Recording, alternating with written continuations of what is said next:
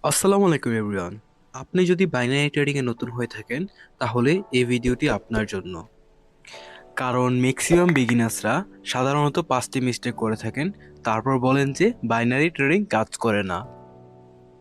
আজকে আমি real experience থেকে বলবো কোন কোন মিস্টেক করলে আপনার অ্যাকাউন্ট খালি হয়ে যাবে।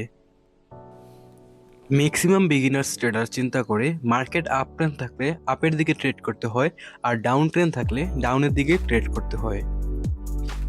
কিন্তু স্ট্র্যাটেজি ছাড়া ট্রেড করা মানে হলো অন্ধকারে শুট করা। একটি টেস্টেড অ্যান্ড সিম্পল স্ট্র্যাটেজি না জানলে আপনি 100% লস করবেন। এটার একটা মাত্র সলিউশন হলো আপনি মিনিমাম 1 সপ্তাহ মাত্র একটা স্ট্র্যাটেজির উপর প্র্যাকটিস করবেন। ধরেন আপনি পরপর 2টা ট্রেড প্রফিট করলেন, তারপর সেই এক্সাইটমেন্টে আপনি আরও 4-5টা ট্রেড করলেন, সেই এক্সাইটমেন্টে আপনার সব কিছু লস হয়ে গেল।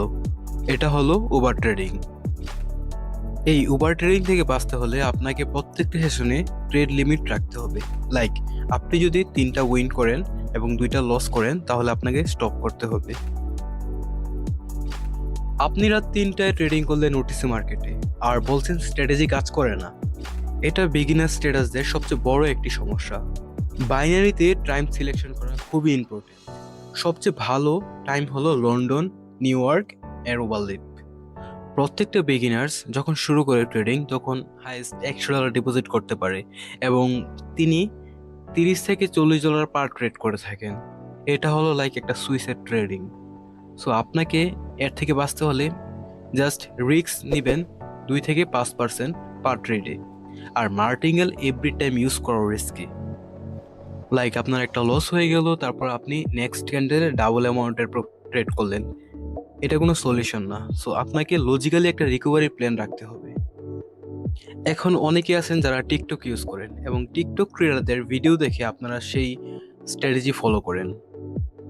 আপনি কিছুই প্রপারলি বুঝলেন না, অ্যাপ্লাই করলেন মার্কেটের মধ্যে আর লস। সো আপনাকে আগে স্ট্র্যাটেজি বুঝতে হবে, তারপর মার্কেটে টেস্ট করতে হবে ডেমোতে, তারপর আপনি রিয়েল মার্কেটে ট্রেড করতে পারেন। আদারওয়াইজ আপনার যে লস হয়েছে এটা কারোর উপর ব্লেম চলে যাবে।